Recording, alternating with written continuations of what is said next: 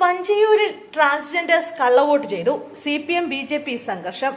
തദ്ദേശ തെരഞ്ഞെടുപ്പിന്റെ ഒന്നാം ഘട്ട വോട്ടെടുപ്പ് പുരോഗമിക്കുന്നതിനിടെ തിരുവനന്തപുരത്ത് BJP CPM സംഘർഷം. വഞ്ചിയൂർ ലൈബ്രറിക്ക് സമീപത്തെ ബൂത്തിൽ CPM കള്ളവോട്ട് ചെയ്യാൻ ശ്രമിച്ചെന്ന് BJP പ്രവർത്തകർ ആരോപണം ഉന്നയിച്ചതോടെയാണ് തർക്കങ്ങൾക്ക് തുടക്കമായത്.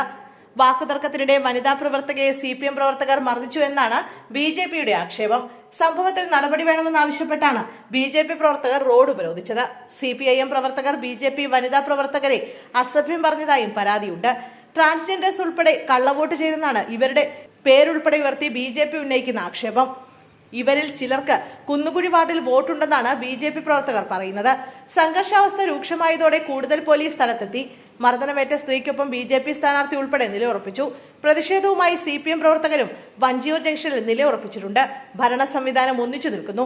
വഞ്ചിയൂർ വാർഡ് 2-ാം ബൂത്തിൽ റീപോളിംഗ് നടത്തണം. തെരഞ്ഞെടുപ്പ് നടക്കുന്നത് CPMന്റെ നേതൃത്വത്തിൽ.